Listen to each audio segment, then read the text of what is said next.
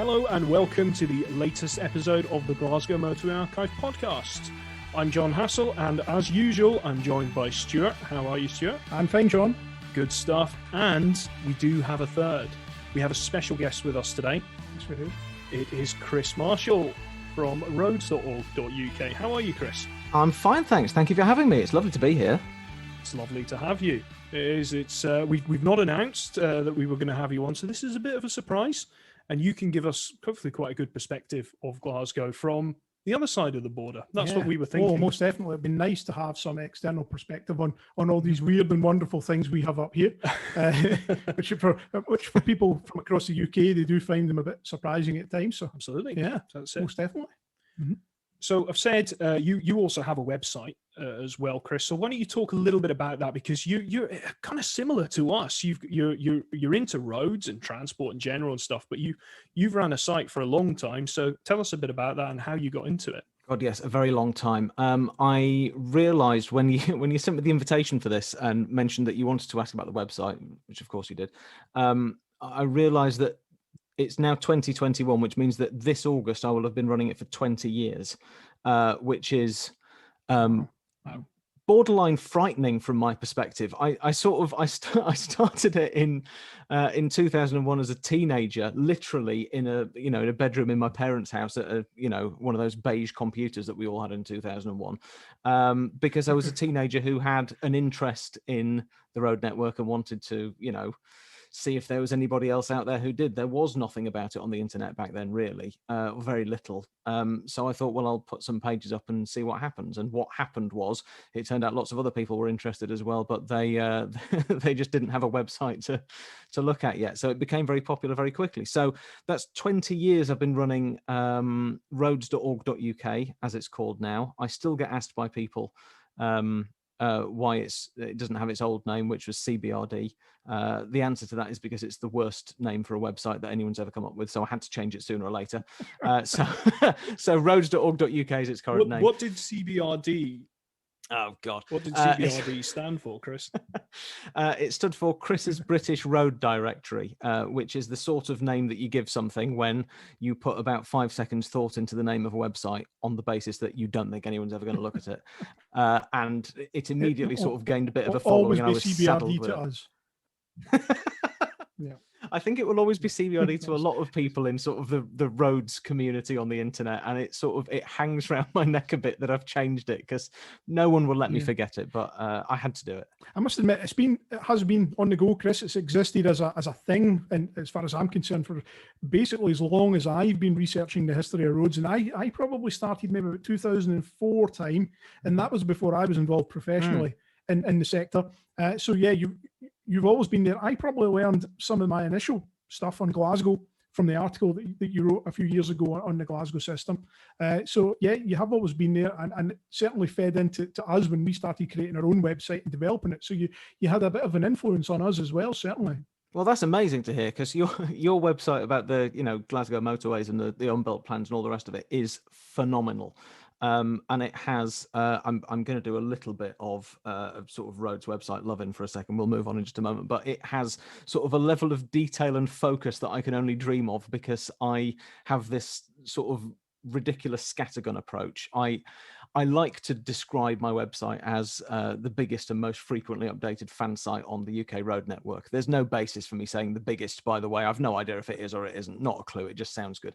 But that's sort of a really nice way of saying it's about everything and nothing, because I don't have a specialism. I just I cover whatever seems interesting to me, and my interest is very broad. So I cover lots of things in sort of slight detail, or I occasionally do a deep dive into something. But the joy of your site is that you are completely focused on something, and you can cover it all in tremendous detail and really get into it in a way that I sort of struggle to do with a lot of stuff that I cover. So that's amazing if it worked out that way around.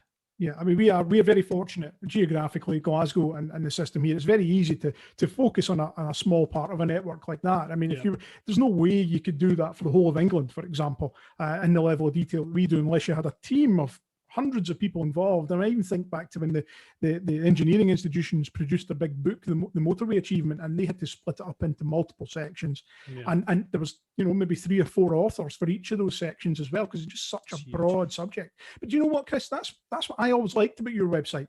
The fact that you describe it as scattergun, but it was very easy to find information on, all sorts of parts of the network. And easy to read as well. And very easy to read. And I always loved the graphics that you use as well. Very simple, very easy to to read for someone who maybe doesn't have a real knowledge of engineering or traffic engineering, anything like that. You go onto your website and instantly understand what you're reading, and that's key to the whole thing, the accessibility. That's really good to hear. That is very much what I hoped I was doing. So it's, yeah, if that is how it works out for you guys, that's great to hear, because that was always the aim, to sort of present things in an understandable way, in the hope that you can sort of draw people in, or people who have a little bit of an interest can sort of grow their interest a bit and learn about things. That's fantastic. So that's probably a good point for me to say after our website loving between the three of us, that if you do want to know more about specifically as well the English system, please visit Chris's site at roads.org.uk. In fact, if you even Google any English roads, your site generally comes up, Chris. It does, yes.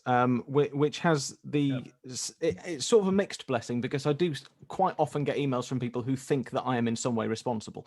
So you'll see, particularly anything on my site that has reference to a toll anywhere. The page on the Humber Bridge and the page on the M6 toll motorway down near Birmingham. They all have a little disclaimer on them somewhere in a red box that says this is not the official website, because I just always, and I still get emails from people going, oh, you've got a crew out filling a pothole on such and such a road, and they're doing it in the rain and it's not going to stick. I spoke to Mr. Johnson, who was there, but he said I need to contact head office. And I have to reply back and go, no, I'm just a bloke in a bedroom somewhere typing things. I can't help you. I'm so sorry. So yeah, it's nice to be a bit of an authority, but only sometimes. Yeah, I mean, we would sympathise with that. That's one of the reasons that we included archive in our title. You may remember we were just Glasgow's Motorways. We were. We got a lot of correspondence from members of the public complaining about litter and road sweeping and the lack of it and various other things. And that was why, because of the amount of material that we had acquired as well, it felt right at that point to say, well, hang on, actually, let's just change the name here. Let's include archive in the title. It shows that we're more of a historic facing organization than anything else, and actually most of the correspondence stopped after that, didn't it? Yeah, it was the best thing we done. Yeah, so that's fine. So should we put our Glasgow hats on and talk a bit about Glasgow? Okay. Yes. See we go there. So Chris, I'm going to put this to you because Stuart did reference that you have actually an article on Glasgow and the highway plan, and have all fantastic graphics and things on that there. You've even got a Google Earth overlay of the Greater Glasgow Transportation Study, which is something we don't even have. So it's very good. So I'm gonna ask you here. So how did you come across this stuff in Glasgow, and what were your thoughts on seeing it for the first time? I mean, it's all quite ambitious and stuff, and how it compared to England. So what was your general thoughts with it when you came across it? Well, I didn't. I'll be honest. I didn't actually know what there was to find when I went looking for it. So I did the research for that article and I wrote it back in 2005, which means if your website didn't exist, it would be well up on my list of things that need a rewrite, because there's not much that is that old on my website that I'm still sort of happy to stand by and say, yeah, that's a nice authoritative piece on the subject. But it stands up all right, I suppose. But yeah, back in 2005, I didn't know anything much about the history of Glasgow's motorways. I just knew that there was this sort of magnificent urban motorway network there, unlike anything else in the UK, and there must be some sort of story behind it. So I had a chance to go to Glasgow and spent a day in the Mitchell Library, which is I've done research all over the country for, in all sorts of local studies places and archives and the National Archives and things. The Mitchell is one of the loveliest city libraries in the UK. It's one of those places where you walk in and you think, oh, this is not just a big box full of books. This is a place where they really love the story of this city. And I went and spoke to the librarians there, and they sort of very proudly brought out and presented me the relevant documents, which were, of course, the highway plan and the Greater Glasgow Transportation Plan. And I sat there with my jaw sort of slowly unwinding itself down to hit the floor as I went through these books of all these sort of plans and networks of unbuilt motorways and artists' impressions and things, never having expected that I was going to find either anything that comprehensive on a single visit or anything that sort of staggeringly complex and ambitious and sort of complete in its vision for a city. So I came back and I wrote the article that you can still see there with all these, I've put some of the artist impressions on there and maps and things like that, because I sort of wanted to come back and say to everybody else who was reading the site, oh my God, look at this. Because the plans sort of weren't out there before then. So yeah, I was gobsmacked. I didn't know it was there until I found it, and I sort of sat down at this desk and it was presented to me in a single day, and it floored me, absolutely floored me. And of course, that gave you all the material to write, your fantastic article with that. It's a massive subject. Have you visited Glasgow since then? Only once or twice, I think. I have to be really honest, Glasgow is it's a lovely city, and I've really enjoyed the times I've spent there, but I haven't spent nearly enough time there, and it has been a number of years. But one of my favorite things I have done in my time in Glasgow, and this possibly reflects quite badly on me as a person, because there are all sorts of lovely things in that city, but you will understand this as well as anyone else. One of the things that I've most enjoyed is literally just driving up and down the M8. And some of the other roads, because it's just a spectacle. As somebody who is interested in roads, I could literally just drive from Baillieston Interchange through to the Erskine Bridge, do a U-turn and come back again and have a lovely afternoon out. Just a great time. On the visit where I did the research in 2005, I was actually in Glasgow with Stephen Jukes, who runs Pathetic Motorways, another website in the sort of the little family of UK road enthusiasm, which I'm sure you guys know very well indeed. Stephen was there on. Stephen. Lovely. Yes, he had some business to do. I think he was there with work or something, and I was sort of tagging along just to kind of parachute myself into the Mitchell Library. But outside of work, so in the evening as it was getting dark, we literally just got in the car and drove all over Glasgow around the motorways and had a fantastic time. And I remember one evening it got to about 10 or 11 o'clock at night, and we sort of we pulled up having got to the end of, I don't know, the M898 or the M77 or something, and we stopped. It must have been 10, 11 o'clock, and we both went, I don't think we've eaten anything tonight, have we? And we'd literally just been driving around and enjoy it, like having a holiday on the motorway system. So so no, not as much time there as I'd like, but I'd like to think I made the most of it. Yeah. Certainly some of the old engineers we've known who were involved in the design of the system would be very happy to hear that there are people who come to see what they planned and designed and built. Yeah, exactly, because it's actually quite a comprehensive network, and that's kind of moved me on to the next point of it. I mean, you've spent actually a bit of time then, Chris, and looking at it, and you really enjoyed it. So what is kind of your general opinions and observations of that system and how it works? I'm talking about, of course, the Glasgow Motorway system, how it looks, how it maybe compares to other places. Big question, but fire away. It is big. I don't really want to answer it with the cliche, but I might go for it anyway, which is it's like nothing else. It is its own thing. So you travel around the UK, there are motorway systems in most of the big cities of some kind, but nowhere has a road network like Glasgow, for several reasons, one of which is it was designed on a completely different basis. It was designed effectively, or certainly as a starting point, by importing the sort of the design manuals and the design ideas of American urban freeways. So you start with that point and you're immediately building a road that doesn't quite look like anything else that you build in the UK.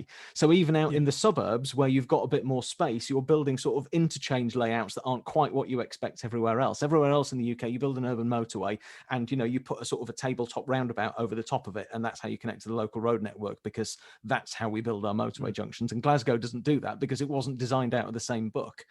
And then you have the fact that the whole of the UK road network sort of suffers from slightly the same problem, which was that in the 60s and 70s, there was this huge optimism that you were going to spend a huge amount of money building roads everywhere.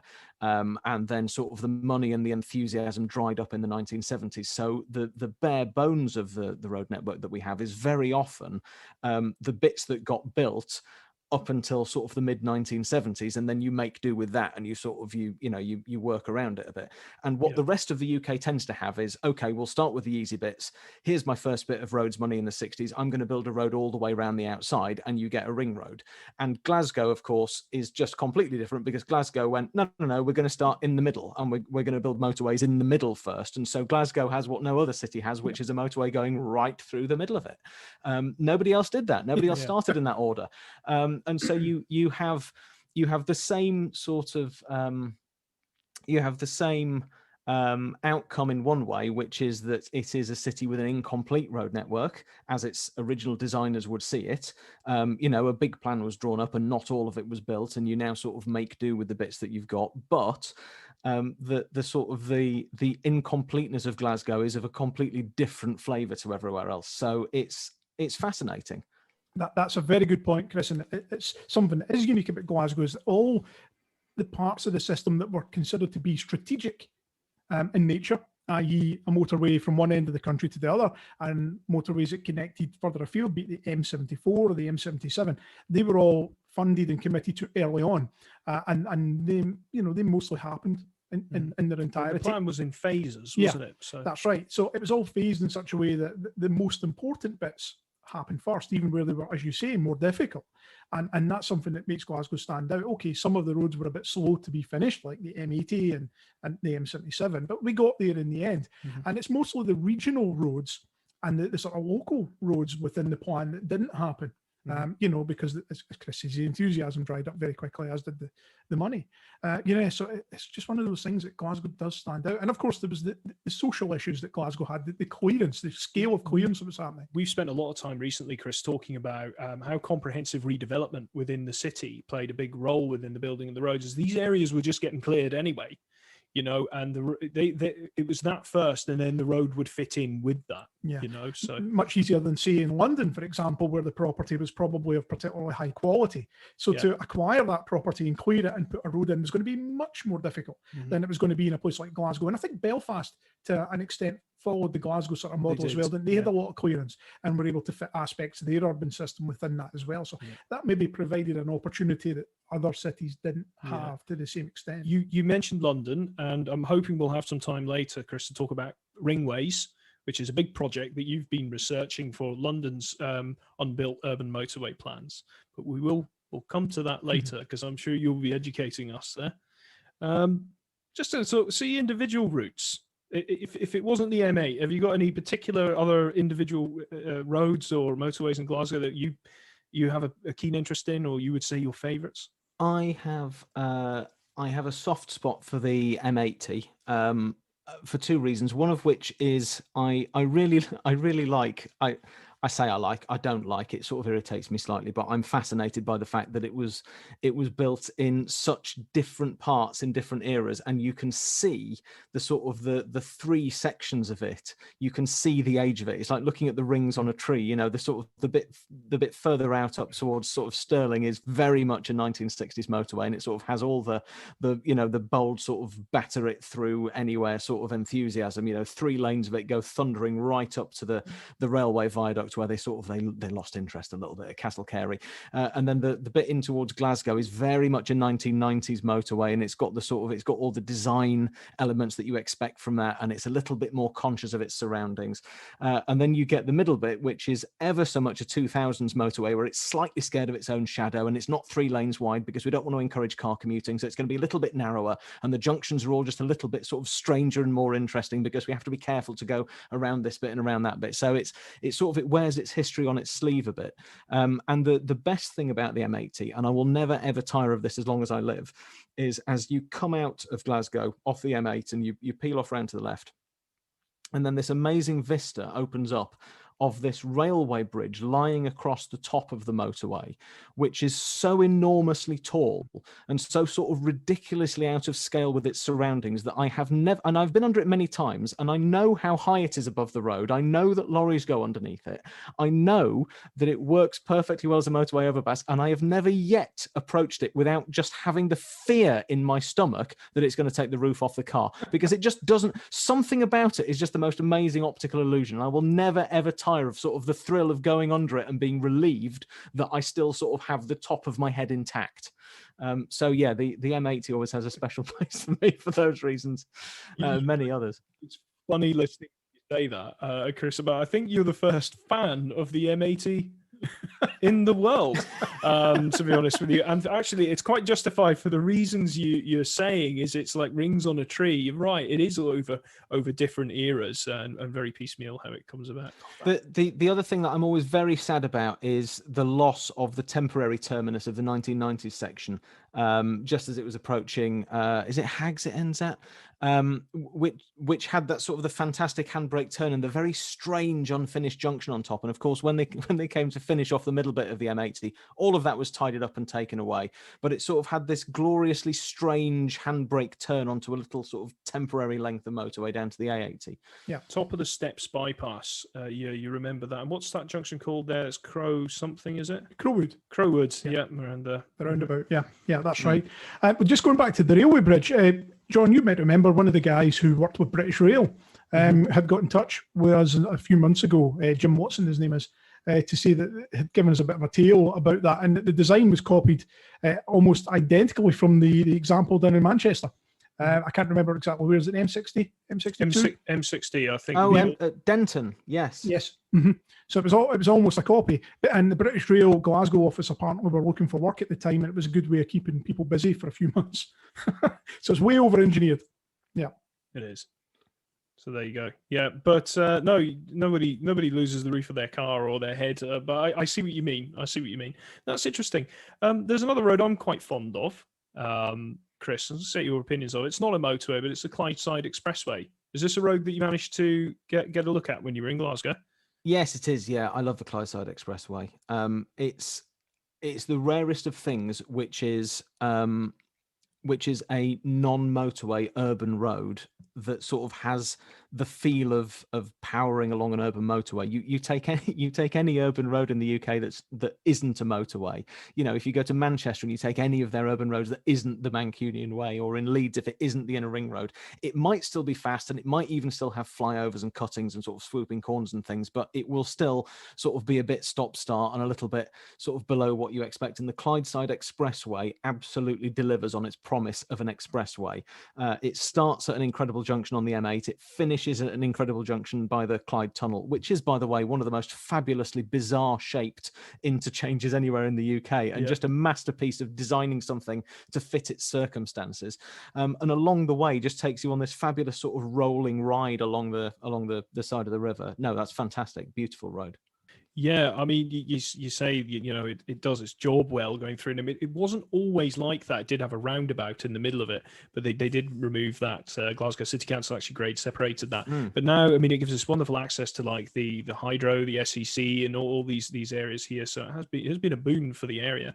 But one more thing I want to talk about with Glasgow is, and I am actually quoting something from your website here on your M74 article, is that the M74 was extended to meet the M8 in 2011, and I think your website, I'm paraphrasing slightly, says this is almost unheard of in this day and age because it is an urban motorway.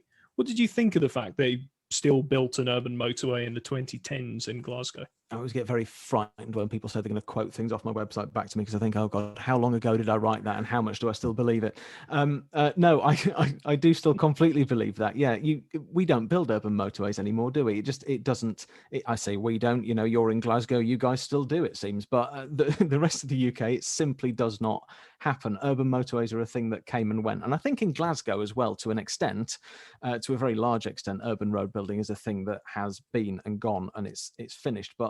But Glasgow, as we said before, is in the position of being a very unique place. It has a very different structure to its road network compared to the rest of the UK for historical reasons, because of the way the plan developed, and it has the sort of the almost inside out quality of having all the big roads, all the main roads penetrate right into the center, and there isn't any particular orbital route around the outside to speak of. There's a bit around, was it Glasgow Southern Orbital or something it's called, is it, down in the southern end, but Glasgow Southern Orbital, but not really a sort of a ring road to speak of. And so you're in a position where, when you have particular urban traffic problems to solve, you can't do what another city might do, which is build something around the outsides, because around the outsides there isn't the road connectivity there. So you have to work with the network you've got, and you maybe have to bring something back into the middle. But only Glasgow could do that in this day and age. I can't see it happening in any other city in the UK, because no other city in the UK has the urban motorway network for it to connect to, and no other city in the UK has the sort of the urban infrastructure that makes a project like that make sense. So it was an amazing thing to see happen. I was in Glasgow at one point when it was being built, and sort of standing underneath, I forget what street I was on, but there's a point where the viaduct goes over and the bridge span is so long that you, at the time, because there were hoardings at each side of the street, you couldn't see the bridge piers that were holding it up to either side. You could just see this enormous sort of span of green painted girders going over, and sort of the size of them as they went over, and the width of the road as it was spanning you, and the idea that this thing was being built in the 20th century in very nearly in the heart of a city. You didn't get to see it anywhere else. It doesn't happen anywhere else. So yeah, it's one more thing to add to the list of why Glasgow is such a unique and fascinating place. Certainly for me, when I can just come and be a roads tourist. Exactly. What you're talking about there, Chris, is Eglinton Viaduct, which is a massive structure, and that's towards the northern end as it meets. That's the one. As it meets the Kingston Bridge. Of the highway plans, things in Glasgow, not to test your knowledge ever so slightly, don't be too nervous, but is there any particular motorway that wasn't built that you would think to yourself, actually, it'd be really good or handy if we had that one? And I'm thinking something like maybe the Maryhill motorway or the Paisley-Hamilton or any of the other ones that you can think of. Maryhill is the one. Now you have to forgive me with terminology here. Maryhill is the one striking north from the unbuilt junction on the M8, isn't it? And that is... Yeah, that's correct. That is the one that I always wanted to see. That is the one where I've always looked at the plan and thought, I wish it had been built. So not because I see any particular transport reason for it to be there, although I'm sure it would find its purpose, but just because I looked at it on the plan sheet and I thought, I want to drive that. That looks fantastic. It twists around the north of Glasgow in the most amazing way. And also actually, okay, no, there is a justification for it, because it reaches up into a part of Glasgow that the no part of the highway plan ended up touching, really, because the construction process stopped where it did. None of the big routes went into the north of the city, so actually it's a bit of a shame that the north never got the same treatment as the rest. But yeah, the Maryhill motorway was always the one that I looked at and thought, no, I want to go on that. Us too. Funny you say us too. And that junction, the unbuilt junction on the M8, we do say you can see remnants of this, but just how close that junction would have been to other junctions, it would have added something very spicy to an already interesting little mix that you've got going on there. Yeah, so. That junction, you always tell us that would have been the only semi-directional T in Glasgow. That's right. So this is another Chris's website thing. So Chris has an article on junctions, and I believe on there that the junction design in some of these areas where they were fully directional junctions, and had that have been built, that would have been one of the only fully directional junctions in the UK. Okay. Yep. Interesting. So just I'm going to chuck this in there because Chris did mention something about junctions, about how traditionally motorways in other areas just put a roundabout on top of the road and that's how it connects. I've spoken to John Cullen, who designed the system and the junctions within it, and I did ask him why there aren't many roundabouts and why no two junctions are the same. And it's just simply because every junction was it was bespoke to the purpose it was kind of serving, and the areas it had to fit around in. He didn't like roundabouts anyway, very much in the case that he wanted things completely free flow. Yeah. So there you go. And free flow was part of the commission. Yes, to have things completely like that. So it was there. So the final thing, just talking specifically about Glasgow, is the gantries in Glasgow. This dreaded subject. I think you did have an article on your website about it. Chris, what do you think of these gantries? Because they are unique, they're different, they're controversial. So lay the damage on us, please. I worry that they're controversial because I've complained about them so often, and the things that I write about things like gantry signs in Glasgow tend to get read by a lot of people. I knew this question was coming and I was dreading it. I don't like them, and I'm sorry about that. I just don't. I know that we have all had conversations on other means in the past on forums where we have all shared our opinions. So I'm not going to convince you and you're not going to convince me, and that is fine. But my complaint is this, and I'll set it out because it will be new to some of your listeners. So across the UK, traffic signs are all they are regulated in the same way. They appear in the same documents, so that wherever you go across the whole of the UK, you see the same sign, you see the same symbol, and you understand what it means. And that's all perfectly sensible. Nobody is complaining about the fact that a red triangle with two little figures, and it means there might be children crossing because there's a school nearby, and it's the same everywhere, because that is how you get the best effect out of your system of traffic signing. My complaint about Glasgow Gantry signs has nothing to do with the fact that they are incredibly cleverly built and constructed, nothing to do with the fact that they're internally illuminated, which is a fantastic feature.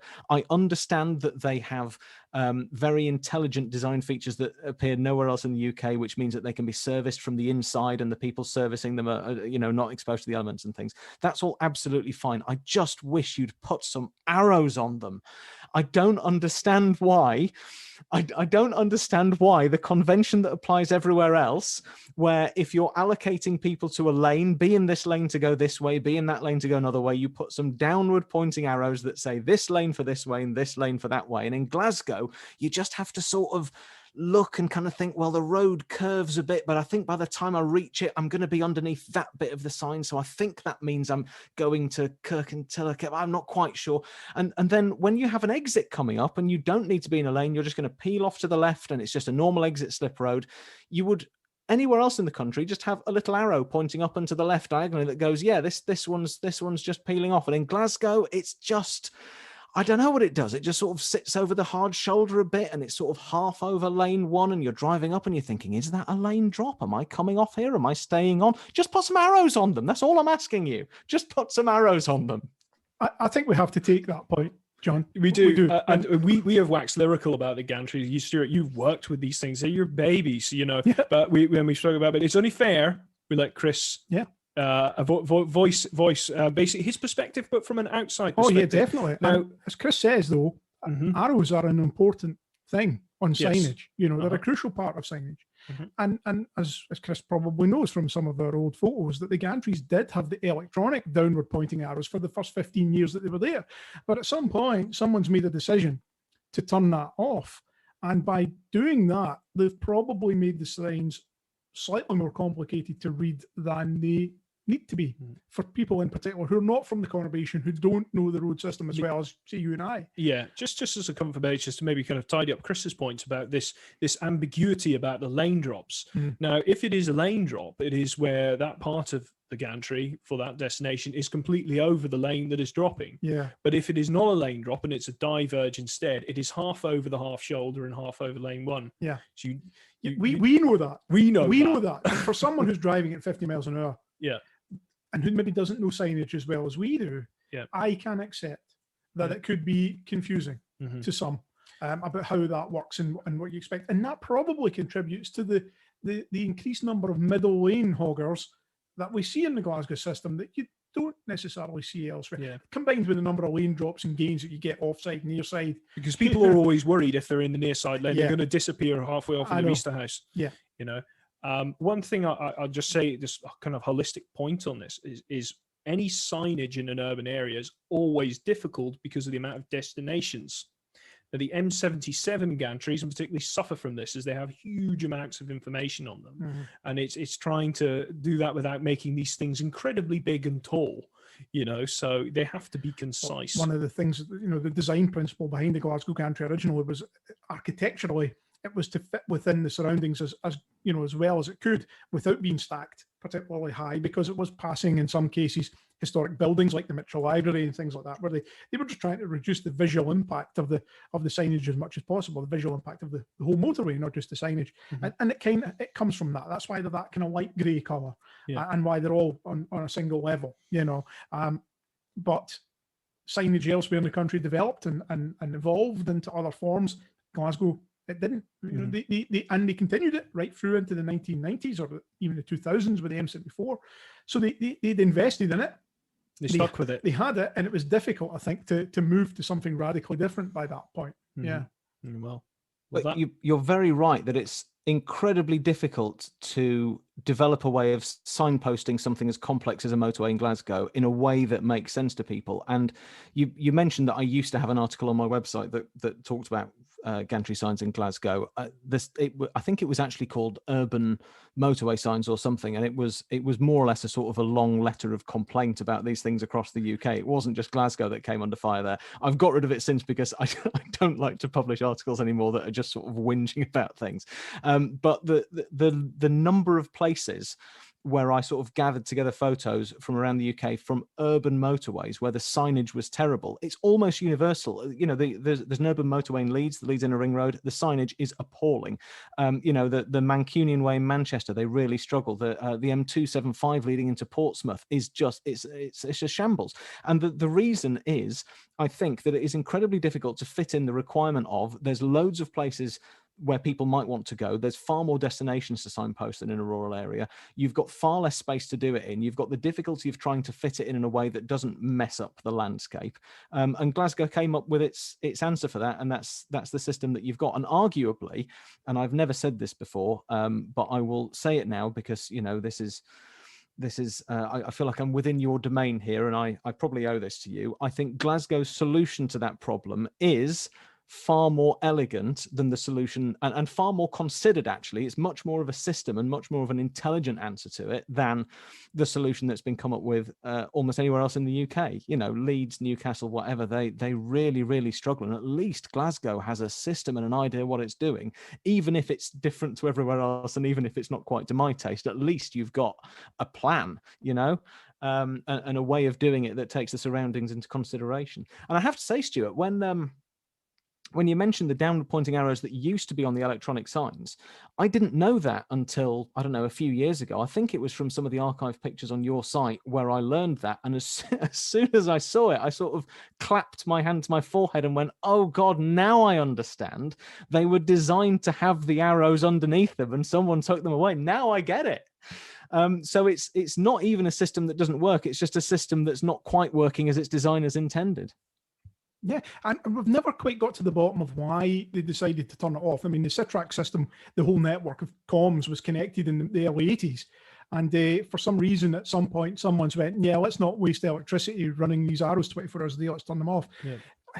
Never quite been able to track down who made that decision and when it came in, and you know, it's something that remains You know that someone will get in touch and we'll have to mention it on the podcast. You know I do hope so. Yeah. Okay, well that clears up the sticky topic of the gantries, and thanks so much for your insights with that Chris. Moving just briefly to Scotland as a kind of wider country. What other things? What other kind of aspects of Scotland's road networks do you like? Is there any particular routes there, or how do you feel its motorway network compares to England? Just open forum here. What do you think? I'll give you some complete non-motorway stuff. I've spent a bit of time, not nearly as much time as I would like to have, but I've spent a bit of time around the Western Highlands, west of Ross and out towards Skye and things, and any opportunity to be in a car and just be driving along one of those wide open roads with the, you know, mountains and the lochs and everything else around me is something I would be happy to get back to any day you like. I need to find more time in my life to be traveling up there, because there is nothing in this world like, you know, the A82 across Rannoch or the road to the Isles going out to Skye. I was invited to a wedding that took place in, God knows where was it? It was on the way out to Skye, and then sort of off to the left somewhere. I forget the name of the particular village, but there was almost nothing there, and it was in the middle of nowhere. And being the arrogant road enthusiast that I am, I thought, oh, I don't need a map. I know where I'm going. I know how to get places. So I set off from Leeds, I was leaving from, in the morning, and I went up, you know, up the A1 and across from Scotch Corner and up the M6, A74 and M74, and I got as far as the services. Would it be Hamilton I got to on the way into Glasgow? And I thought, this is a great place to stop for lunch. That's good. I'm in Scotland now, broken the back of this journey. And then, of course, had the lovely treat of driving through the middle of Glasgow. And then I hit the A82 and on my way out. And it was getting dark, and it was the middle of summer. So getting dark must have meant sort of 8 or 9 o'clock. And I came out of maybe Tarbert or somewhere like there and hit one of the big green route confirmation signs that said Fort William 49 or something.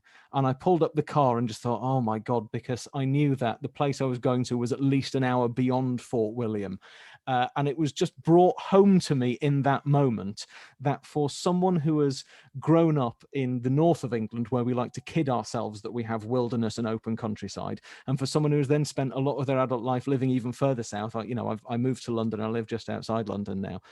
The vastness and the incredible scale of Scotland and the sort of the amount of distance that you can cover on the most amazing roads is just almost beyond my understanding because I don't come from there. So yeah, that would be my pick, please. I will be in a car somewhere in the Western Highlands just looking out at the scenery as I drive along. That's where I'd like to be, please.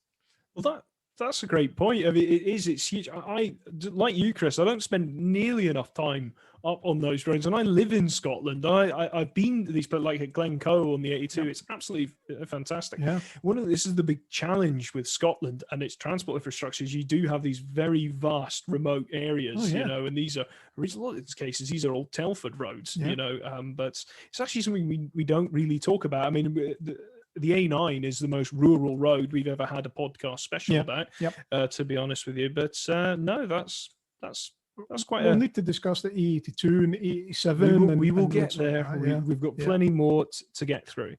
So now we move on to England, which has a motorway network. It has urban motorways in its own cities. And you, Chris, you have some good articles on Liverpool. Leeds. You've also got like the ringways and stuff like that. So can you tell us a little bit about? Let's start with Leeds because you're from Leeds, Chris. So let's talk about the Leeds system. So a little bit on that, if that's okay. My first urban motorway. Yes, Leeds is blessed with the Leeds Inner Ring Road, which I think. Now, this is off the top of my head, and I haven't looked into this subject for a good number of years now. But I believe the Leeds Inner Ring Road was. I'm going to get corrected by email as soon as this goes out, was the first urban motorway in England. I think it was designated a motorway slightly ahead of Manchester. Mancunian Way came a little bit later. I think the Mancunian Way maybe opened first, but it opened as an all-purpose road. So Leeds, I think, takes the title of the first urban motorway in the UK by certain measures anyway. I'm from Leeds, so I would say that. But it is this sort of magnificent horseshoe-shaped urban motorway. It is tiny by Glasgow standards, 2 lanes each way, 40-mile-an-hour speed limit, but the thing that Leeds gets right, and the thing that I will forever love it for, is that it is the best example I know of integrating a motorway into its surroundings in such a way that you almost don't know it's there. So much of it is sunken into a trench. So much of it is placed into a tunnel where it passes beneath some buildings. So much of it is just sort of woven into the space that it's in. And, you can stand beside bits of it and go, my God, there's an enormous motorway here. This is really noisy. But as urban motorways go, there are other places where you can stand next to it and not actually know it's there until you get right up to the railing and you're looking down on 4 lanes of traffic. And the test for me is you see urban motorways opening in other parts of the UK. The Westway opened in London. There were enormous protests over it, and it changed the whole direction of road building in that city. The Mancunian Way in Manchester was very, very controversial. The Central Motorway in Newcastle was very, very controversial and basically halted the plans for the city's motorway network. The Leeds Inner Ring Road has just never had that level of controversy.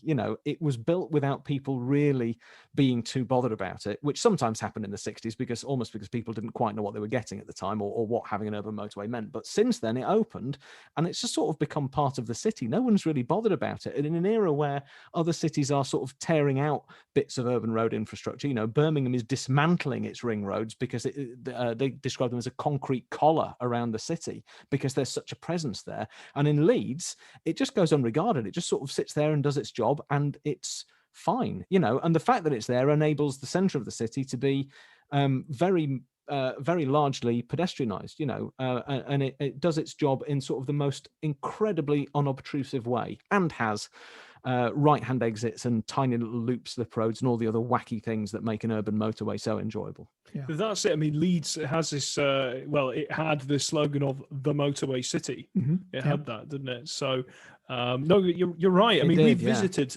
Leeds and we've seen it. A heck of a lot of it is in, all of it is in is in the kind of depressed motorway Yeah. and cut and cover tunnel. Yeah, I was in Leeds last summer in that brief window when we were able to travel around and do things. And I was impressed to see that Leeds are actually refurbishing some of the flyovers.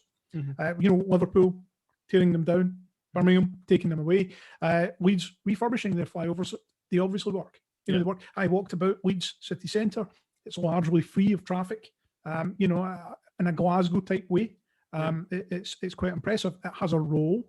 I would say it's important. And as Chris says, you're not really aware that it's there, unless you're right next to it. Now, Glasgow doesn't even have that. There is an awareness that the motorway system is there because it's either on elevated viaducts or it's channeling through a very busy urban area.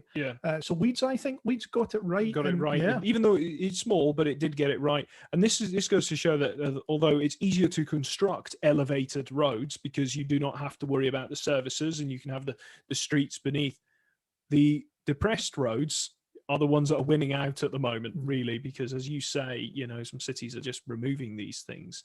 I mean, even, we'll get on to London and talk about the Westway, but that and the Mancunian Way is one of these highways in the sky kind of thing. You can see it from everywhere. The other thing I liked about Leeds was that there's a very obvious section to the south of the city that was constructed in the 1990s. I liked the way that section tied in with the wider motorway network. So thinking of like the out towards the M1 and sections like that. Now, Chris, you'll be able to fill some gaps in here. But there's a whole section around the south of the city centre that I believe was built in the early 90s and it has that very 90s feel about it. Yeah. There's the junction 3 of the M621 was done. There were some changes to the motorway network. So the M1 was sort of diverted around the east side of the city. It used to go right into the centre and end there, which in some ways was not particularly useful for anyone trying to get any further north. So when that happened, the bit that used to be the M1 was reassigned to the M621, which already came into the city from the southwest. So they were joined together at junction 3 to make one continuous motorway. You couldn't travel between them very easily before then. So yeah, the whole junction there was reconfigured in the 1990s, and it's got all the things that you sort of tubular steel painted in sort of bright primary colors and all the other things that you expect to see built in the 1990s there. Leeds also has the Smeaton Viaduct, which is another part of what it's called the Inner Ring Road. It's not part of the motorway Inner Ring Road, but it is a part of the circuit on another section of road out sort of in Hunslet to the southeast of the city centre, which is I think about half a mile or so long, dual 2-lane elevated road that was built across the top of an industrial area, and that was only open sort of in the last 10 years. So there's still sort of some idea in Leeds that if you want to make the centre of a city a pleasant place to be, and you want to reallocate space to other purposes, which is what all cities are trying to do now, you do also have to provide infrastructure to make sure that you can still travel around the place. And I think Leeds has been quite ambitious in that, even in the recent past. Well, that's good to see them do it, because I have seen this. Well, in my opinion, it was quite frankly a ludicrous argument of what they call traffic evaporation. Is if you just get rid of all of these things, then none of the cars would be there. Often, then that, in my view, it would just shift the problem elsewhere. I'm not sure what you feel about that, or if you've even heard of that term. Yeah. I sort of have mixed feelings. It can work. I feel like it's one of those things that has worked in some places, but sort of gets applied universally by some people when it's not a thing that you can apply universally, if you see what I mean. So yeah, sure, there are situations where if you have a street that is a shopping street or whatever, and it's full of traffic, and there's other ways for the traffic to go, yeah, sure, close the street and experience traffic evaporation as the traffic goes away, and potentially that might work perfectly well. What I'm not sure you can do is apply that sort of to a whole citywide context and say, well, we're just going to close a load of streets and the traffic will evaporate, because for a city to function, people still have to be able to get places. Whether they get there by car or not is a different question. You might be able to encourage some modal shift and get people out of their cars, and that's great. Or you might be able to get deliveries by other means. But the idea that you can just sort of make traffic go away, I mean, all you have to do is replace the word traffic with journeys, because every car in a traffic jam is someone making a journey. Can you experience journey evaporation in a city?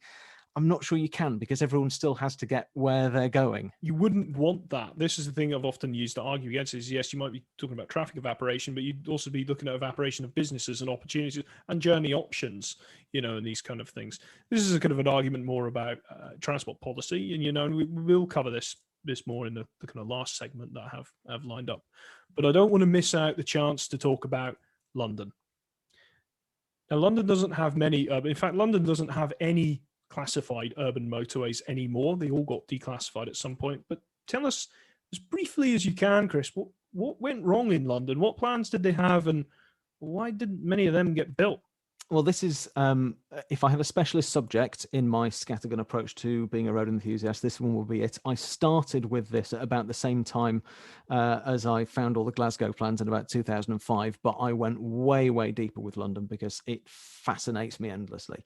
The trouble with London's motorway plans is, number one, they were enormous. So you have a metropolis of about 6 million people at the time they were planning it, but a city that is, tens of miles across, and densely built up in a way that Glasgow was not in the 1960s, and also not clearable. You mentioned earlier, Stuart, with the comprehensive development areas, London didn't have anything like that because it wasn't comprehensively clearing. So there was no space for roads to go through. And in the midst of this, you have politicians and planners who are absolutely terrified that their city is facing what we would now call gridlock. In the 1960s, they used to use the word paralysis for it. They were imagining a city completely paralyzed by traffic. I think we now know cities like Edinburgh. I was about to say, possibly with the exception of Edinburgh, we now know that cities don't quite work like that. After a certain point, people just don't make a journey because it becomes too hard. And, you don't reach a point where a city has actually completely seized up and business stops happening and all the rest of it. No one's ever quite reached that point. But in the 1960s, that was the fear. So they came up with this enormous plan, which I've always bracketed with the name Ringways, because the three roads at its core were called Ringway 1, Ringway 2, Ringway 3. And this was a system of concentric ring roads, or concentric ring motorways. So you imagine something like the M8 through the middle of Glasgow, but it's wider, it has bigger junctions, the junctions are further apart, and you're in a ring road where the centre of Glasgow that would have been encompassed by the inner ring road had it been completed is something like 2 or 3 square miles, perhaps. The centre of London within Ringway 1, the innermost ring road, would have contained something like 60 square miles of the city. So these are enormous road projects, all linked by someone I know described it as creating a dartboard of motorways across London. So all linked by radial motorways going out, connecting all these ring roads and heading out into the countryside. And almost none of it was ever built. Because it turns out it's a very, very difficult thing to do. And it's not just hard to find somewhere to put these motorways, but it's very hard to persuade the population of London that they're a good idea. The joy of your research, and the thing that I'm permanently envious of when I look at your website, is that you can refer back to these 2 complete documents that show you the intention for the whole of Glasgow. So in the 1960s, you had teams of planners and architects and so on who came up with the Glasgow Highway Plan and the Greater Glasgow Transportation Plan. And they said, there you go, there's a picture of our city as we'd like it to be. And the reason that my research has been ongoing since about 2005 is that there was no single plan for London. So the Ministry of Transport and the GLC knew sort of the picture of what they wanted to create, but there was no master plan. So you can't consult a single document and just say, oh yeah, there it is. There's the motorway network they wanted to build. You have to tease it out project by project. And, in places where they're dealing with the North Circular, you have to tease it out junction by junction, because every individual junction was a separate scheme being pursued by the ministry with its own team of designers, its own consulting engineers. So it's the most enormous thing. And it is, I describe it on my website as the biggest thing never to happen to London. Because almost all of it never happened, and it would have produced a completely different city if it had. But I think most people who live their lives and work in London have no idea that it could ever have been different to how it is today, which I find bizarre, because it's all choices, isn't it? We end up with the city that we chose. I have driven in London, and Stuart, you have as well, and it is a difficult and challenging place to drive. The mentality and driver behaviour is quite different there as well, but the sheer volume of traffic. You think that someone living in London would think, why hasn't somebody done something about this? Why isn't there a proper South Circular? you know, or something like that, you know. So, you know, attitude. So if somebody was to come up with ambitious plans that were similar to Ringways now, how do you think that would go down in London? Very badly, I think. I think it would be a vote loser, and it would fall by the wayside very, very rapidly. You often hear people complaining about the traffic, and you very often hear people complaining about the traffic in London. And you know, you hear people talking about how wouldn't it be better if, the South Circular is, believe me, I lived in South London for about 10, 12 years. It is a nightmare. You know, if you want to go somewhere, get in your car, but don't take the South Circular. Doesn't matter where you're going, that won't take you there. It's someone once described it to me as nothing more than a collection of signposts.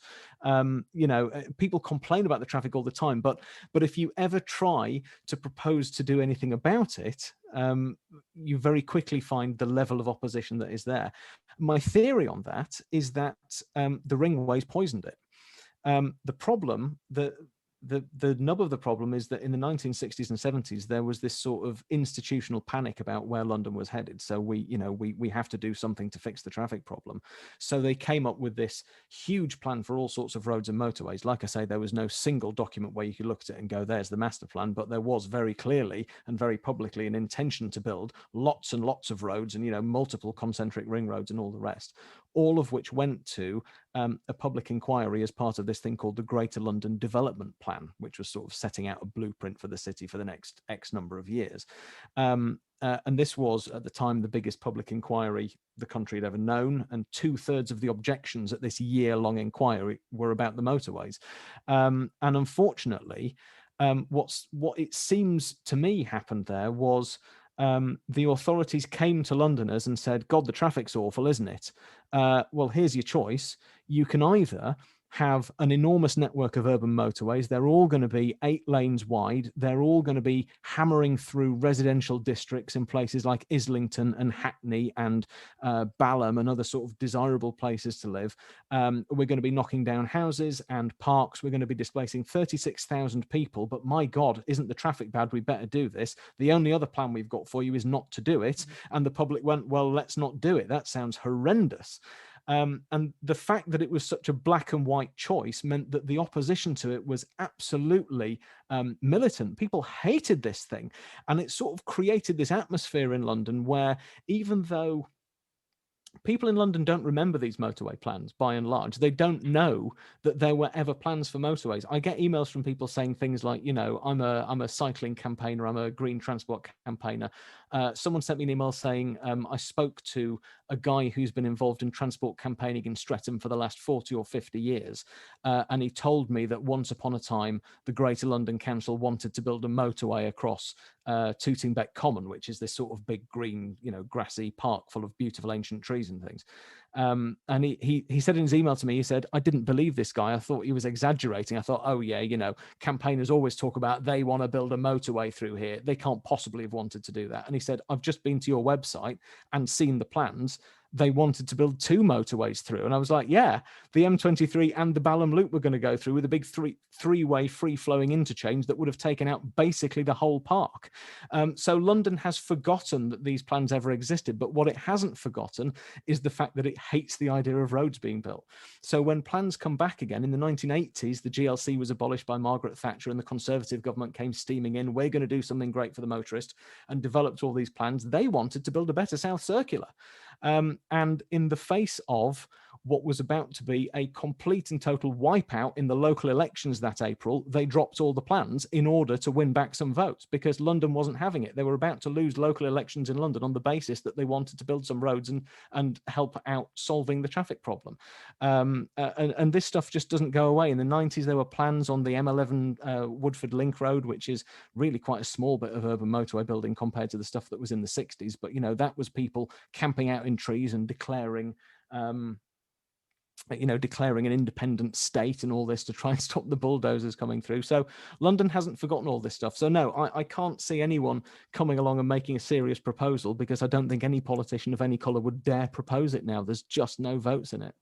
Okay, well, that's great. Everything you've said there, Chris. But I'm kind of at a point now where I say, that if they faced with this kind of extreme problem of paralysis of traffic, and then faced with the extreme solution They didn't want that either. Then I don't think the people in London have any right to moan about it. But they do have a very good public transport network in London. Yeah. That is, to me, a third way That's crucial. with these things, is that you actually cannot solve transport problems with roads alone. No. You can't solve transport problems with cycling alone. You can't solve them with buses alone. It has to actually be all of these things coming together, you know. And that's why the Greater Glasgow Transportation Plan and study was so well regarded, because it looked at rail, it looked at bus, and it looked at it was roads. balanced. You need a balanced transportation system. But I do find it amusing that, you know, this transport campaigner got in touch with you and said, I didn't believe that people wanted to put the motorway here. But the thing is, we get some of this, but in a different form, is we always have to come back and go, you need to put yourself in the thinking of the time.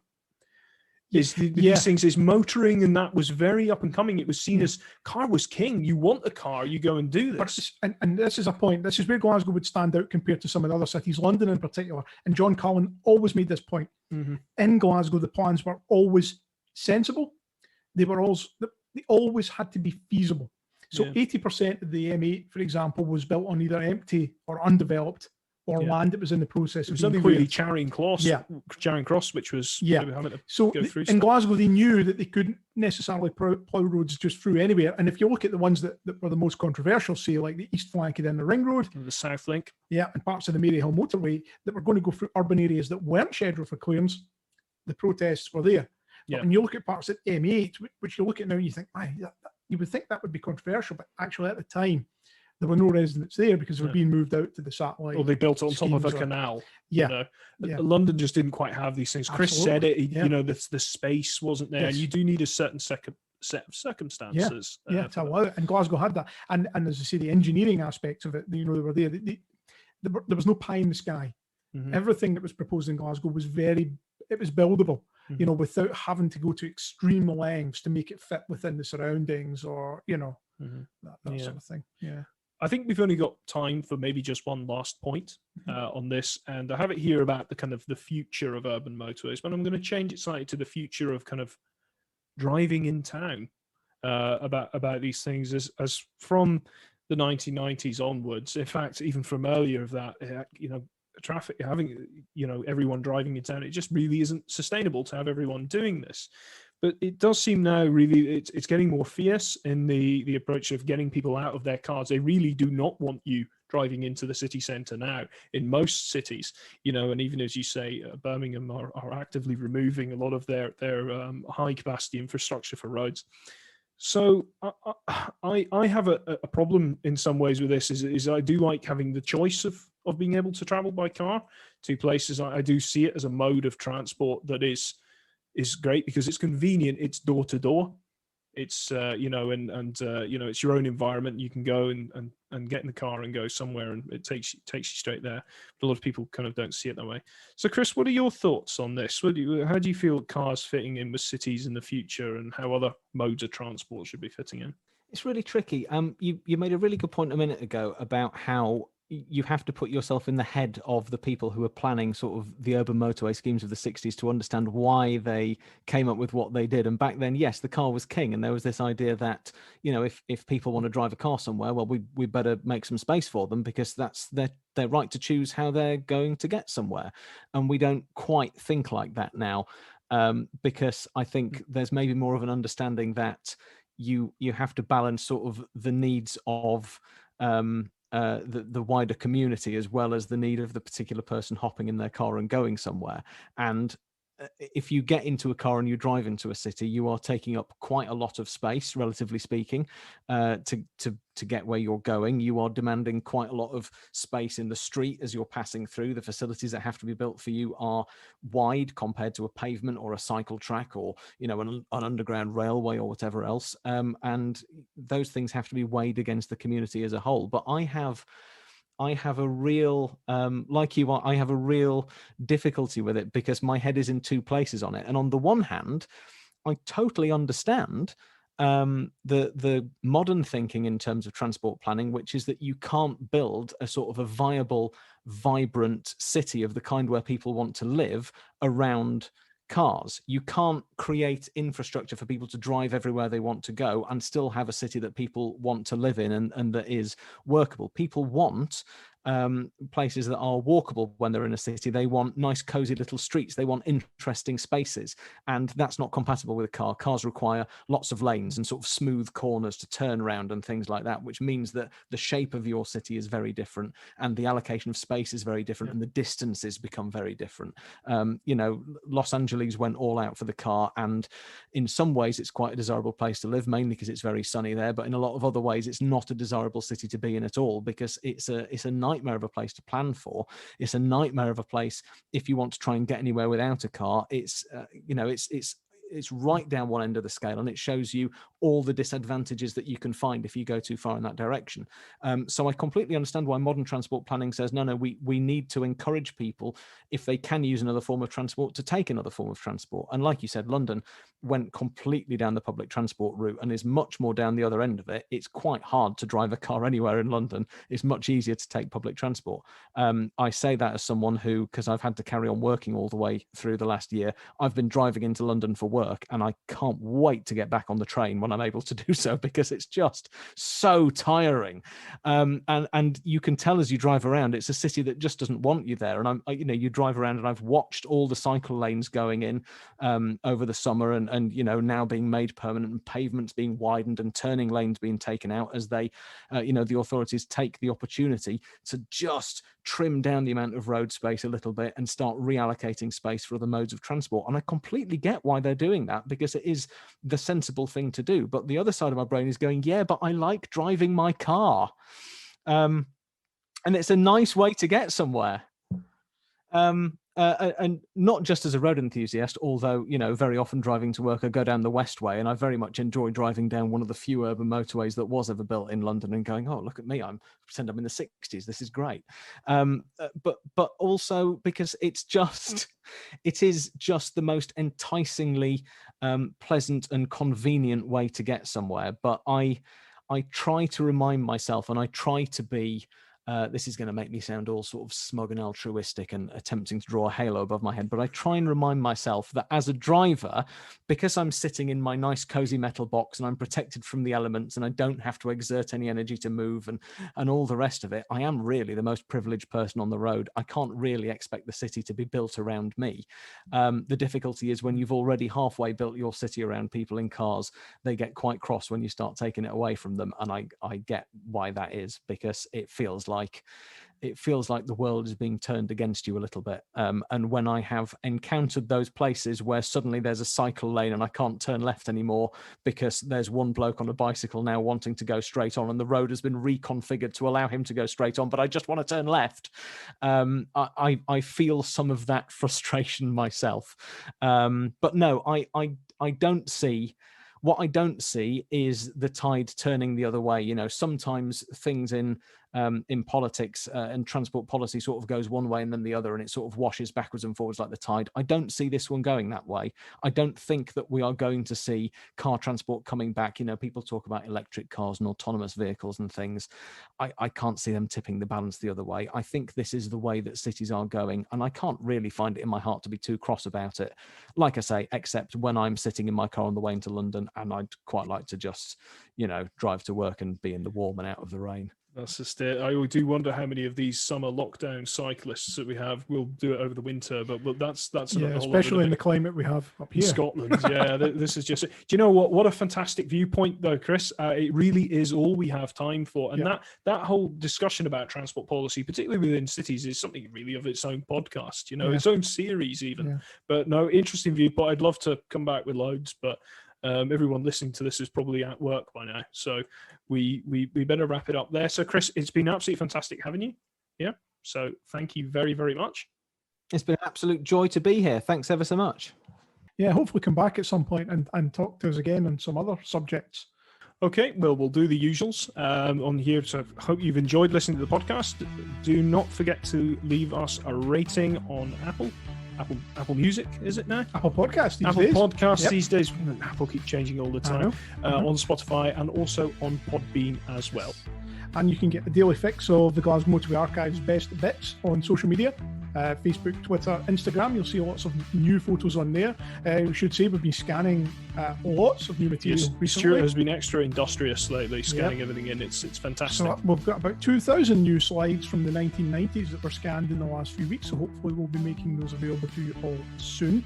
We should take the opportunity to thank HBS Scotland Limited, one of our most recent supporters. We thank Nigel and the guys there for their generous donation to the Glasgow Motorway Archive in February. That's allowed us to invest in some much needed IT equipment that will help John and some of the other guys in the team help me with some of the sort of digitisation work that we're doing going forward. So thank you very much for that, Nigel, and the guys. We really appreciate your support. We do. Thank you. And of course, all our podcasts are on Podbean and everywhere else. You'll find them on the internet, so please look us up, and we will be back with you next month. So thanks for listening. See you then. Bye-bye.